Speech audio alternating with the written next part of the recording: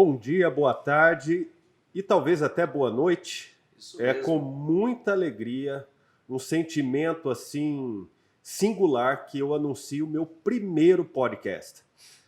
Esse podcast está batizado como Propósito de Honra. E esse tema de hoje a gente vai falar a respeito da disciplina e o foco na construção de um propósito de honra e também o que é propósito de honra. Hoje eu estou aqui com um convidado muito especial, que é meu parceiro de jornada nessa trajetória desse momento da minha vida, Eduardo Jardim, que me fará uma sequência de perguntas num processo de interrogatório para a gente descobrir o que é propósito de honra. Na verdade, vou botar você contra a parede, meu amigo. Hoje você não escapa. Vai ter que ter todas as respostas na ponta da língua. Vamos ver o que significa propósito de honra. Eu sou Eduardo Jardim, eu sou um coach, sou um profissional e empreendedor, especialista em copywriter e vou ajudar meu amigo Thiele aqui a nos esclarecer qual é o fundamento, qual é o assunto, quais histórias, quais os cases que ele tem sobre propósito de honra. Vamos lá, meu amigo Thiele. Me fala só um pouquinho, antes de tudo, qual é o benefício que o propósito de honra traz para o indivíduo? A parte de informação, a parte de resultado. O que é o propósito de honra e qual o benefício que ele traz? É muito importante a gente entender, né, esse conceito de propósito e a elevação desse conceito até a condição da honra. Quando a gente pega os povos antigos, a sobrevivência era uma necessidade primária, né, para sobreviver a todas as coisas da vida. E para isso parecia que a vida estava muito clara e simples. Cada dia você tinha algo para fazer, a própria natureza exigia de você constantemente o seu propósito. Era de ordem muito mais prática. Hoje em dia, né, a gente sabe que o que cada um de nós recebemos de informação em um dia equivale ao que uma pessoa no século XVIII recebia durante a vida toda. O que significa isso? Parece então que exatamente por termos tantas possibilidades, tanta liberdade de escolha, tanta informação, tanta linguagem, comunicação na nossa vida, o ser humano ficou um pouco perdido, porque parece que a vida perdeu a sua margem, o seu caminho ficou largo demais. A construção do propósito é a construção de um norte, de uma estrela guia na nossa vida, e o que de fato vem construir a nossa honra, que são as raízes do significado da nossa vida perante a nossa família, perante os nossos objetivos, perante a nossa capacidade de superar os desafios, porque a vida ela é feita de desafios. E se a gente não tem um propósito, parece uma angústia, um sofrimento sem fim. Mas quando nós temos um objetivo muito claro na nossa mente, qualquer dificuldade passa a ter, então, significado para que eu alcance algo mais elevado na minha vida. Agora, Thiele, deixa eu te perguntar uma coisa. Quando você apresenta de forma tão abrangente um único sentimento, que é o propósito, né? As pessoas confundem isso, esse significado, em algum momento, elas confundem com outro tipo de sentimento? Sim. Por quê? Porque muitas vezes as pessoas estão confundindo o propósito com aquilo que a sociedade está esperando dela. O único caminho para reconhecer o verdadeiro propósito é o autoconhecimento, é se conhecer. Então hoje, se eu depender de todos os estímulos da sociedade, eu vou ficar um tanto perdido no processo. Frustrado, né? Frustrado, porque a minha sensação de impotência vai gritar a todo instante, porque eu não vou conseguir atender a tantos chamados do mundo que está à minha volta. A gente repara que, baseado no que você está falando, se eu estiver errado você me corrige, que hoje as pessoas elas são bombardeadas diariamente com pressão pessoal, no casamento, na relação, com os filhos, a parte de responsabilidade que ela tem junto à família, nos afazeres domésticos, os pagamentos mensais. E, em paralelo a isso, ela tem também a pressão profissional. Então, a gente repara que a pessoa ela é exigida o tempo todo do mundo e ela também, além de ser exigida, ela se preocupa com o que o mundo está pedindo para ela. Ou seja, se ela não faz alguma coisa errada, ela se preocupa se vai haver uma crítica, um apontamento para ela. Isso tem alguma coisa a ver com o propósito de honra? Sim. Quando uma pessoa ela não tem essa capacidade de se conhecer o suficiente para conhecer o seu propósito de vida, ela fica muito vulnerável às críticas dos outros. E ela pode, nessa fragilidade, se sentir muito atacada nos seus aspectos da sua inteligência emocional, perdendo o seu poder de resiliência, né? Até desperdiçando críticas que são realmente importantes e preponderantes para o nosso desenvolvimento. E esse medo que começa a criar nessa angústia humana vai vibrando o que hoje a gente vê que é uma pandemia já antiga, que é a ansiedade no mundo. Né? Isso mesmo. A ansiedade é um dos males mais contundentes que existe hoje, né? A gente percebe isso no dia a dia, no cotidiano, no trânsito, na fila do supermercado, na própria empresa onde você trabalha. As pessoas ansiosas por resultado, por medo de pressão, por medo de cobranças. Você tem alguma história, alguma coisa que você consiga explicar como você chegou nessa conclusão que o propósito de honra é importante para o indivíduo? Sim. Eu me lembro, né, desde muito novo na minha infância, é como se eu percebesse que a vida ela tivesse algo que estava além de tudo aquilo que eu percebia que era palpável. Isso é algo que eu trago e até nos meus processos de terapia, de todas as investigações desse meu autoconhecimento, eu ainda não cheguei nesse episódio primário, mas eu já me lembro muito novo, antes dos 4 anos, já procurando entender o que eu achava muito estranho, que era a própria vida. E, você falou, desculpe só te interromper, você falou de terapia. Hoje o Wagner, ele faz o quê? Porque eu quando converso com o Wagner, eu vejo que o Wagner atende várias pessoas, orienta várias pessoas, instrui várias pessoas, é como um mentor através do resultado das pessoas e do próprio orientação sua. As pessoas que você atende, elas são pacientes, orientadas, mentoradas? O que elas são no contexto geral? O que você é e o que elas são para você hoje? Essa é uma pergunta que eu tenho que lidar com ela todos os dias, né? Porque como chega no meu consultório pessoas por indicações, até hoje eu não fiz nenhum trabalho e nem precisei de marketing em massa, né? Foi chegando pelo processo de indicação. Melhor processo, boca a boca, né? Exatamente. De confiança. As pessoas falam assim, ou vai no Samurai, ou vai no Guru, ou vai no Vagnão. Eu tenho vários apelidos, né? Para que eles possam, assim, de repente, simbolizar o que objetivamente às vezes é um pouco difícil de traduzir. Eu me considero um terapeuta, sim, né? Uma pessoa que primordialmente busco a cura, a sanidade, a lucidez, a clareza, né, desse espírito humano. Eu sou uma pessoa, até fazendo uma alusão a isso da minha infância, né, eu fui praticamente o melhor amigo de todos os meus amigos. Eu sempre era o amigo confidente, o amigo que todos falavam dos seus problemas, o amigo que, para as horas mais difíceis, as famílias desses amigos reconheciam isso em mim. Então eu acredito que eu nasci com um dom de uma certa generosidade, de um desejo, um espírito de ver o bem no outro. Né? Você não vê isso como um egocentrismo seu, né? Eu tenho um dom. Você vê isso como uma dádiva e você quer perpetuar isso com outras pessoas, quer dividir isso com outras pessoas, é isso? Sim, eu acredito, em primeiro lugar, que todos nós temos dons. Os dons, eles vêm ao longo do tempo, né? Pelas nossas árvores genealógicas, né? Os vários cruzamentos de sangue, os comportamentos dos nossos ancestrais.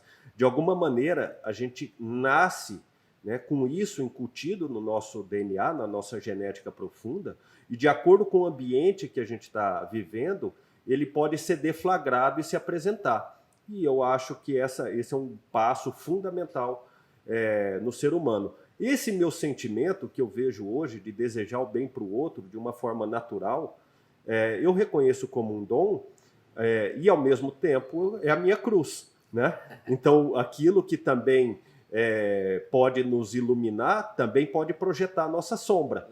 Né? E é claro que a gente o tempo todo tem que lidar para tomar um certo cuidado com a vaidade, pelo Sim. excesso de gratidão que a gente acaba recebendo das pessoas. Mas eu procuro não me perder nisso, porque eu conheço as minhas fraquezas, as minhas fragilidades e o que me torna uma pessoa extremamente comum a todas as outras pessoas. Show de bola. O Wagner, deixa eu te perguntar uma coisa. No contexto, você explicou como você descobriu isso, esse dom seu, quando foi a primeira vez que você começou a aplicar, de certa forma, inconsciente esse dom. Mas você lembra de alguma história específica que foi importante para você, que você falou, não, é aqui, daqui para frente começa o negócio, foi aqui que eu falei, não, essa é a minha virada de chave. Existe alguma história? Sim, existe. Exatamente por eu ser uma pessoa que carrego essa característica, né, de querer sempre o bem, não fazer inimigos, vamos dizer assim, as crianças em geral normalmente elas têm uma certa crueldade. E de repente eu me senti assim vulnerável a uma maldade natural das crianças, né? E eu não consegui reagir a isso.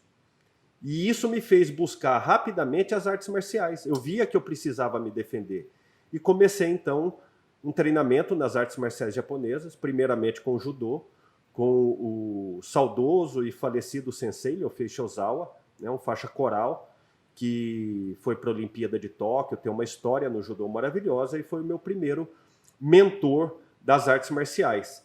Mais na frente, né, aos 14, 15 anos de idade, eu adentrei então uma escola de cultura e tradição japonesa pautada na arte do samurai. Aqui no Brasil ou você viajou para fora? Em Goiânia, né, na minha cidade natal, e era um grupo de pessoas que se reuniam para praticar, estudar e se aprofundar nas artes do samurai como base do seu código de honra e do seu estilo de vida, né, desse lifestyle. Uhum. E aquilo criou né, quando eu via uma katana, uma espada pela primeira vez, o kimono samurai mesmo, né, com hakama e todas as indumentárias, aquilo brilhou os meus olhos porque foi um chamado, né?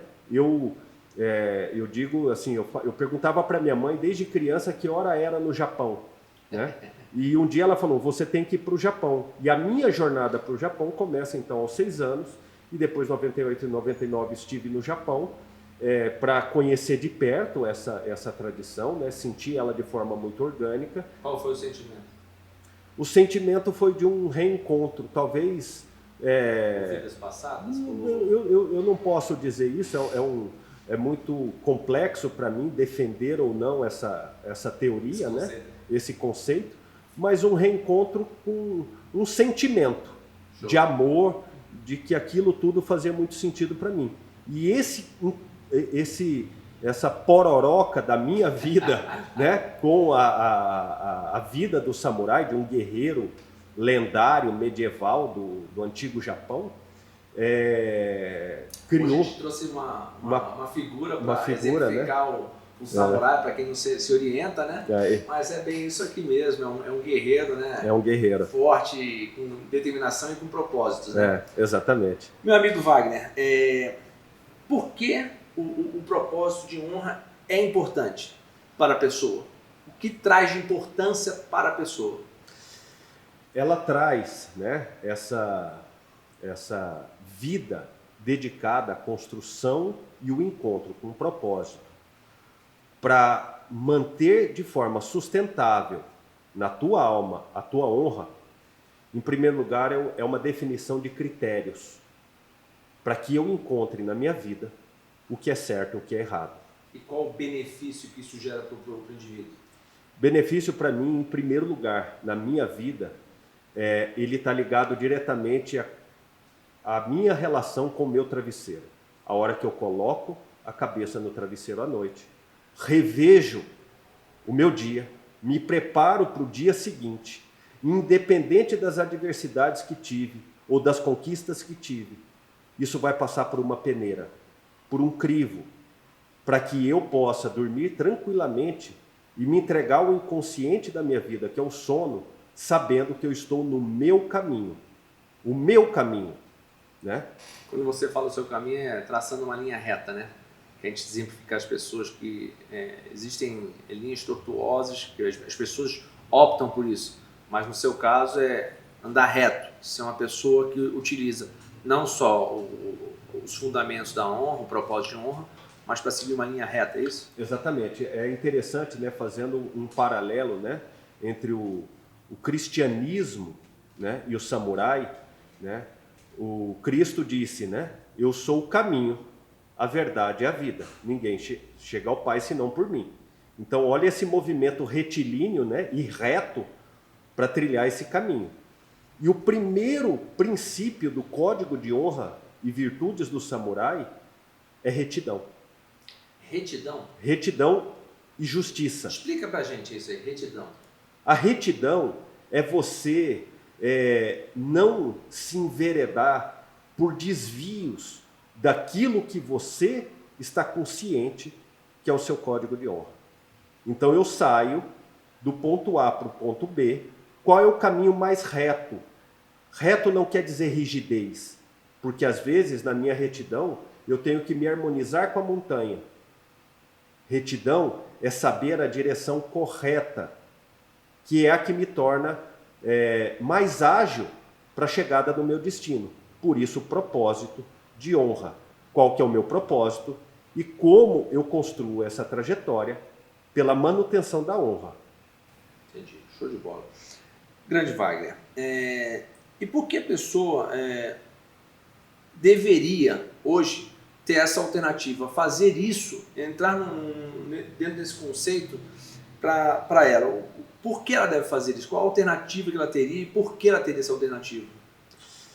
Para ela encontrar o sentido da vida. Tem algum momento específico na vida dela para ela fazer isso ou não? Quando ela se sente perdida. De alguma maneira, né? Por isso que tem um ditado zen que diz, encontrar-se é perder-se. Né? Então, no momento em que a gente se sente perdido, por alguns aspectos da vida, ou pela própria crise do processo biológico, né? O desenvolvimento biológico pautado pela cronologia da vida, vai gerando por si só suas crises. A primeira infância, a segunda infância, a adolescência, né?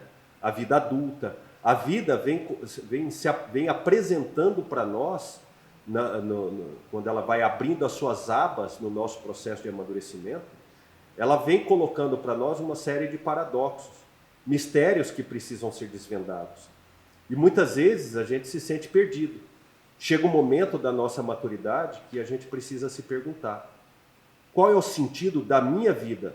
Não necessariamente encontrar o sentido da vida humana como um todo, mas da minha vida. O que eu nasci para fazer. Porque às vezes eu posso me perder também querendo entender o sentido da vida humana e às vezes esquecer que eu preciso ser uma pessoa mais simples e entender qual o significado da minha vida, que tem a minha história. E qual é o propósito, o que eu quero de fato construir. Agora, deixa eu te perguntar, quando você fala de propósito, isso é uma coisa contínua, ou eu faço isso de tempo em tempo, ou eu utilizo isso de tempo em tempo, ou ele sempre está vivenciado, está intrínseco no meu dia a dia, no meu cotidiano? Eu vejo que o propósito, né, ele pode ser por si só uma entidade na nossa vida. Da mesma forma que nascemos, né, como um bebê recém-nascido, e ao longo do tempo nós somos ainda aquele bebê, mas que ele vem crescendo e se desenvolvendo e tomando formas, né, adquirindo formas que vem se adaptando à sua existência. O propósito também, ele nasce com um sentimento como essa célula máter da consciência do que de fato nós somos enquanto identidade.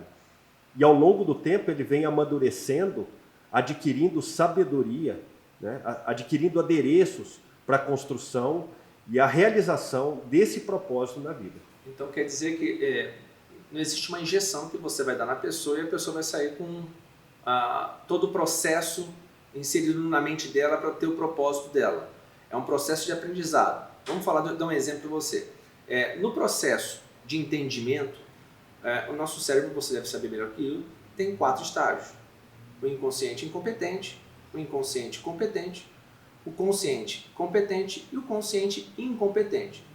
O fato, quando a pessoa aprende alguma coisa ou começa a adquirir alguma informação, ela não sabe nada sobre aquele determinado assunto. É inconsciente e incompetente. Ela é incompetente. Dirigir um carro. Ela sabe que é um carro. Mas você não sabe para que serve, como funciona, quais são os adereços do carro. No momento que ela começa a ter aula, ter um processo de aprendizado, ela começa a saber que tem um volante, que tem uma marcha, que tem pneu, que tem motor. Então ela passa no segundo estágio, ela começa a crescer no contexto. Ela passa a ter, ela é inconsciente competente. No terceiro estágio, ela já está dirigindo, porque ela já fez aula, já aprendeu como passar a marcha, pisar na embreagem, então ela já tem uma consciência competente. Ela já é consciente no que ela está fazendo. E no momento que ela está levando isso naturalmente, ela está no processo consciente, inconsciente, competente. Ela faz naturalmente. Ela dirige o carro falando no celular, falando com uma pessoa. É o mesmo significado? Existem esses passos também para o propósito de honra? Exatamente. Né? Na arte do samurai, nas práticas marciais antigas, a gente busca, né? A gente faz todo o treinamento para que esse conhecimento alcance o grau de Mushin. O ideograma de Mu é o óbvio. Ele é o sim ou não de acordo com aquilo que é óbvio. E Shin, espírito. Então é a manifestação de um espírito que ele reage de acordo com o óbvio. A técnica marcial, ela deve alcançar esse estágio. Eu treino a forma, né, eu pego esse inconsciente ainda sem capacidade de competência, vou agregando a ele, né, o mestre, o sensei, o professor, né, ele vai mostrando o caminho, né, ele vai mostrando a técnica e pede para esse aluno repetir essa forma várias vezes, até que ela possa incorporar essa técnica, e quando ela incorpora essa técnica, o grande passo da maestria do professor é entregar para aquele aluno, para aquele discípulo, o caminho dele para ele mesmo, onde a forma como ele vai expressar aquilo que já é dele é algo extremamente íntimo. Né? Então, o conhecimento do propósito, né? Quando eu recebo pessoas nessa condição de estarem se investigando a respeito de uma busca de propósito, seja para uma mudança de carreira, mudança de mercado, porque aquele negócio que ele fazia faliu, né? Eu vou ali atuar, né, como um professor, como um sensei de arte marcial, conduzindo a ele a formas básicas de se investigar, de se perguntar, de se colocar, dando tarefas básicas para ele da vida, até para que ele encontre essa essência dentro de si. E aí ele mesmo consegue me revelar qual é o caminho dele. Eu ajudo ele e conduzo ele no processo de se conhecer naquele lugar sombrio que é o desconhecido de si próprio. Eu tenho duas perguntas para seguir essa linha de raciocínio sua. Até onde implantar o propósito de honra é bom? Existe um teto ou é contínuo, retilíneo? Para mim, até hoje, é sem fim. É até o último suspiro de vida. E existe alguma exceção para isso? Tirando você? Existe alguma pessoa que você fala, não, acho que você deveria parar aqui ou não, deve continuar? Existe uma exceção, se é bom ou não? Não, eu acredito que é o seguinte, existem momentos, estágios da vida, né, que a pessoa ela precisa refrigerar um pouco, né, às vezes, uma busca incessante. Né, é uma lei do universo, né, expansão e recolhimento. Então tem momentos de expandir a consciência, né, e tem momentos de recolher um pouco a consciência. Criando uma analogia em cima do que você está falando, é que nem um treinamento mesmo. Quando o aluno ele vai competir, ele gera um treinamento mais intenso, faz a competição e refrigera, ele vai para um estágio normal. Sim. Quando chega perto de um campeonato, ele gera um treinamento mais intenso, com mais carga, faz o campeonato e volta para refrigerar. É mais ou menos isso? Exatamente. Por isso que a gente tem que desenvolver até a habilidade de controlar a nossa ansiedade para se conhecer, compreendendo esse ritmo, né? Estabelecer ritmo. Então, não é que é a obediência à lei do universo de ritmo. Para isso, o nosso processo intuitivo e perceptivo, a gente tem que estar com a sensibilidade muito presente para identificar, tanto em nós quanto no outro, que momento que é falar assim, agora relaxa. Flui um pouco dentro disso que já foi alcançado. Sentir, né? Sentir, ver o resultado disso na vida. E a partir do momento que isso tiver já bem consistente, consolidado, a gente expande mais, né? Criando uma base mais sólida até para manter. O Lacan ele diz assim, cada um alcança a verdade que é capaz de suportar. Então, até mesmo a verdade, ela tem o seu peso e a gente precisa de amadurecimento para lidar com isso. Então, tem momentos que a gente precisa praticar aquilo que alcançou para depois tentar alcançar mais. Então, você quer dizer que como um remédio ele tem um efeito colateral também, né? Ele pode ser nocivo ou não, né? Você ter a implantação desse processo no seu cotidiano, ele pode ter um efeito colateral. Não digo ruim, mas pode ser um efeito colateral bom. Mas em alguns momentos ele pode chegar a machucar a pessoa, porque foge ao que ela já utiliza, o que ela faz. Existe isso ou não? Em primeiro lugar, assim, eu vejo que a busca de um propósito de honra tem que gerar em cada indivíduo a disposição de viver o desconforto. Então, isso que, até como você falou, efeito colateral, eu vejo como uma experiência desconfortável para sair da zona de acomodação. Esse desconforto, ele é uma dor. Ele é uma dor. Por quê? Porque todo o processo do desenvolvimento humano, a dor de alguma maneira está presente, seja no campo físico, mental, psíquico, emocional, espiritual. A dor é uma consciência daquilo que a gente ainda não alcançou sabedoria e maturidade para lidar com aquela realidade. Então, sim, o processo de desenvolvimento de um propósito de honra, ele passa um momento extremamente desconfortável. Que é um processo de crescimento, né? É um processo de crescimento. E é exatamente isso. A partir do momento que ele já está dentro do meu propósito, ele é acolhido e ele passa a ter significado. O Viktor Frankl, ele diz assim, sofrimento sem significado é desespero. Ao mesmo tempo ele diz, quem tem um porquê enfrenta qualquer como. Esse é o propósito. A partir do momento que eu estou consciente do meu propósito, aquele desconforto ele é bem-vindo, porque eu reconheço que eu comecei então a trilhar o caminho. Na verdade, como você falou e citou, quando a pessoa se pergunta como eu posso fazer isso, né? Por que eu posso fazer isso, né? Por que eu devo fazer isso, né? É bem essa resposta mesmo. Nesse anos de aplicação dessa metodologia, eu não sei se você entende o que é uma palavra avatar. O avatar, Sim. na verdade, é uma personificação de um público específico. Você é um avatar transformado, uma pessoa que tinha um determinado problema ou uma determinada consciência e aplicou o propósito na sua vida para melhorar. E disso você duplicou, você passou para outras pessoas através do aperfeiçoamento. Você tem algum exemplo de alguém que já utilizou esse conceito que você aplica e teve bons resultados? Eu conheço algumas pessoas, né? Assim, ao longo dessa minha trajetória de ser um instrumento, né? Um facilitador, eu falo que uma característica que eu adquiri, uma capacidade que eu adquiri ao longo do tempo, foi de colocar legenda nas pessoas, né? Assim, às vezes elas ligar a tecla SAP delas. Ligar, né? Aquilo que ela está tentando se expressar e não consegue, de alguma maneira, no meu trabalho junto com ela, eu consigo traduzir às vezes essa dor surda e oca daquilo que é uma angústia.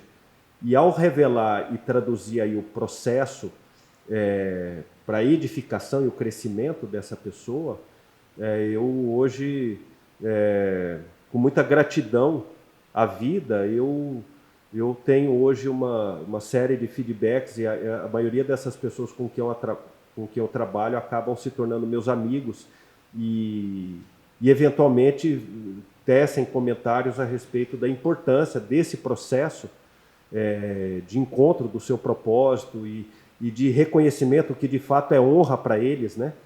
E isso traz uma beleza para a vida dessas pessoas, né? Então, a gente estava falando, Wagner, de quantas pessoas você atende ao longo da sua semana. Você mencionou que são 60 horas semanais. Quantas pessoas você atende? Essas 60 horas semanais, tem algumas horas delas que eu estou dando treinamento para times. E aí tem de 20, 25, 10 pessoas ao mesmo tempo. Então, pegar assim por semana quantas pessoas eu atendo, vai girar em torno de umas 80 pessoas, 60 pessoas com quem eu tenho contato. No mínimo 60, no máximo 100 pessoas. E às vezes você trabalha com um time, né? Isso. A gente tem 5, 10, 15, 20 pessoas juntas, né? Exatamente. Legal. Deixa eu te fazer uma pergunta assim, com uma analogia mesmo. Você fala o tempo todo de esporte, de arte marcial, etc. Cria uma analogia que você tenha o seu esporte ou um hobby que você tenha. Meu hobby é tocar guitarra, tocar violão, ou um jogo que você faça, uma relação com sua família, filhos, em cima do propósito de honra.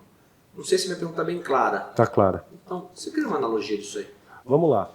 Quando a gente tem um hobby, né? A pessoa, por exemplo, gosta de pedalar, ou gosta de fazer crossfit, ou gosta de tocar guitarra, ela vai perceber que o desempenho dela vai exigir dela um esforço. Que quanto mais ela gosta, mais ela está disposto a se esforçar para alcançar a maestria daquela experiência. As relações humanas, elas estão fundamentadas dessa forma também. O que muitas vezes não acontece dentro das famílias. Dentro dos meus processos de trabalho terapêutico, eu atendo famílias, casais. E quando isso fica de ordem mais íntima, parece que todo aquele esforço para se dedicar, para conquistar aquela outra pessoa, de repente a pessoa começa a depreciar aquilo na sua comunicação e na sua linguagem. Uma entrevista de emprego, né? Por exemplo, as pessoas chegam lá e fazem um marketing pessoal fantástico, como a empresa também procura se mostrar da melhor maneira possível. Por que depois que tudo aquilo fica íntimo, as pessoas abrem mão daquela busca? Então eu coloco que esse desenvolvimento, esse aperfeiçoamento que a gente encontra no hobby, no esporte, num propósito de vida, a gente também precisa trazer para tudo aquilo que é íntimo nosso, pautado primordialmente nas relações humanas. Show de bola, entendi perfeitamente. Agora, existe algum estudo, algum dado analítico, demográfico, ou algum dado em termos de estatística que mostre que esse conceito gera benefício? Quando você pega assim, países que eles são milenares, né, que construiu uma tradição, um jeito de viver dessa sociedade, desse povo e essas... Você deu um exemplo uma vez para mim, numa conversa íntima, que você falou sobre o Japão. O Japão ele passou por vários problemas, uma redução um país pequenininho, uma população enorme, uma das maiores economias. Explica isso de novo para a gente. Tá. Então, assim, eu costumo até usar isso nas palestras que eu dou para a pessoa até se identificar, né, com a diversidade e com esforço e sacrifício, né? Quando você pega o Japão, né, um país assim, do tamanho do Mato Grosso, tem 126 milhões de habitantes, é um país assim que as placas tectônicas que estão abaixo dele estão constantemente em movimento, eventualmente tem um terremoto que destrói cidades inteiras. As duas únicas bombas atômicas que caiu num povo caiu no Japão, Hiroshima e Nagasaki. Foi derrotado na Segunda Guerra Mundial, foi humilhado pelo seu inimigo, seu imperador prestou reverência ao general MacArthur publicamente, assinou, né, o documento de rendição. Como que um país desse, anos depois, se torna a terceira economia mundial? Qual o truque aí? O truque está isso, né? Assim, há milhares de anos, há centenas de anos, um lendário guerreiro buscou o caminho da perfeição, o aprimoramento e o desenvolvimento das suas capacidades cognitivas, intuitivas, espirituais, emocionais. Tem um dado muito interessante que em 1600, quando na grande batalha de Sekigahara, o shogun Ieyasu Tokugawa, né, se torna o generalíssimo do Japão, ele cria 250 anos de paz no Japão.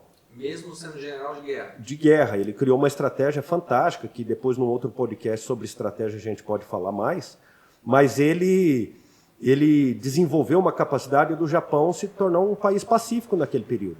E o que aquele samurai, então, que era dedicado às lutas, às artes marciais, às guerras com tamanha intensidade, o que ele fez? Ele foi estudar poesia, ele foi estudar a cerimônia do chá, ele foi aprender a meditar, ele foi aprender a pintar. Ele se dedicou ao universo das artes. Daí a origem, então, da arte marcial para o Japão. Aquilo que era marcial se tornou artístico, como um propósito de busca de entender as suas expressões, levadas ao maior grau de perfeição. Você pega a Toyota, quando lança, né, o projeto Kaizen, né, a melhoria contínua, o Japão não aprendeu a fazer carro, assim, não é um precursor de fazer carro no mundo. Mas quando o carro chega no Japão, ele desmonta o carro e fala, como é que eu faço isso melhor? E depois que ele monta, ele faz essa pergunta todos os dias para tudo aquilo que ele faz. E isso é um método samurai. Está dentro desse código de honra, desse propósito de honra do samurai, a busca do aperfeiçoamento. Eu vou treinar 10 mil cortes com a espada, o meu último corte tem que ter a mesma intensidade, a mesma vontade do aprimoramento como o meu primeiro corte. É a permanência, sustentar, através da disciplina, esse propósito, esse objetivo do aperfeiçoamento. A melhora contínua, né? A melhora contínua. Então, o Japão, eu posso colocar que é um país que, por ter um propósito de honra diluído na cultura, né, e na educação dessa sociedade, faz com que seja a menor curva do mundo de distribuição de renda. É o país que tem a maior longevidade produtiva do mundo, porque, principalmente na ilha de Okinawa, onde está essa maior número de centenários produtivos, para eles o grande segredo é o propósito. Mas a base do propósito é a construção da honra.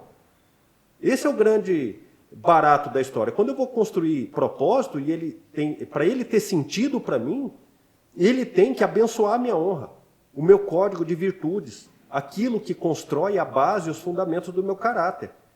Eu desenvolvo um caráter, eu entendo o conceito de valor e meu propósito é a sustentação e a manutenção disso em tudo que eu faço na minha vida. Show de bola. Wagner, dá uma dica pra gente, confiável de leitura, que você acredita que esteja associada a esse contexto de hoje. Eu acho que uma das bases, né, que a gente precisa estudar é conhecer os aspectos egóicos, que ao mesmo tempo eu falo que são cavalos da carruagem, né? Uma vida humana ela não vai existir sem a construção de egos, que são as personas, a personalidade. Mas nós precisamos ter esses cavalos adestrados carinhosamente, mas rigorosamente também, sobre as nossas mãos como rédeas que guiam, né, esses cavalos. Se eu soltar as rédeas do meu ego, ele vai, pelos seus instintos, poder me levar até despenhadeiros, né? Então, os egos são fundamentais, mas eles precisam estar na mão da minha consciência. E tem um livro que eu acho fantástico, que é o Despertar de uma Nova Consciência, do Eckhart Tolle, que é que escreveu O Poder do Agora, que ele é uma aula para mim sobre o conceito de egos e como eu aprendo a lidar com isso. Tem um outro livro também fundamental para mim, na minha trajetória, que é a Arte Tibetana do Viver e do Morrer, que é uma aula sobre a vida, exatamente ensinando a beleza e o valor natural da morte, né? Que é outro mergulho. O Sogyal Rinpoche, ele é um sacerdote que acompanha as pessoas no processo de morte, famílias e pessoas terminais, e ele ensina exatamente como morrer, mas é uma aula sobre como viver. Isso aí você não se aprofunda não, você vai ser um outro podcast. Esse é um outro podcast. Vai ter vários por aí. Para finalizar, e eu te agradecer o convite de estar aqui hoje, batendo esse papo maravilhoso, fala de uma emoção que te incomoda quando você planta alguma coisa, você ensina alguma coisa e isso essa situação não acontece, não é contemplada. Uma das maiores frustrações que eu tenho uma dificuldade de lidar com ela, é quando eu percebo o outro muito próximo do seu verdadeiro tesouro, muito próximo do seu valor humano, e essa pessoa se despreza, abrindo mão daquilo que ela tem a capacidade, que está tão disponível e acessível a ela, para transformar a vida dela numa experiência extraordinária. Isso me faz ansioso, isso me angustia, mas ao mesmo tempo isso me estimula a me desenvolver, porque eu também reconheço que se essa pessoa não alcançou isso, eu também tenho uma parcela de responsabilidade na minha falta de capacidade de traduzir isso para ela. Então, da mesma forma me frustra, da mesma forma me estimula. Um momento de van aqui, né, que a gente tem. É. A gente podia até botar no podcast, né? Momento de van, né? Momento de van. Ontem eu estava conversando com a minha esposa e eu estava meio frustrado, né? Porque ao longo da semana algumas coisas aconteceram que não foram produtivas. Página do Hotmart que travou para um lançamento de uma cliente nossa. Eu tenho um dia inteiro de muitas coisas que não são pertinentes ao meu negócio, que eu estava intrínseco em fazer, né? Acontecer, eu levar cachorro no veterinário para fazer acupuntura. Aí chega no final da noite e eu falo assim, cara, por que isso tudo aconteceu? Eu me sentindo frustrado hoje, não ter produzido. Aí a minha esposa fala, calmamente, meu filho, nenhum dia é igual ao outro. Se acomode amanhã, outro dia você faz o que você não deixou de fazer hoje, mas faça amanhã. Estou errado, está certo? Todas as vitórias têm os seus processos de incubação. E às vezes a gente está vivendo uma sensação de frustração, mas na realidade aquilo é o meio de um processo da sensação de realização verdadeira, né? Então, a saber em que momento que nós estamos no nosso processo de construção de algo que eu desejo, exige assim resignação, né? Resignação. E a resignação é um dos fundamentos dessa grande universidade da humildade, né? De aceitar viver um dia que é um dia ordinário.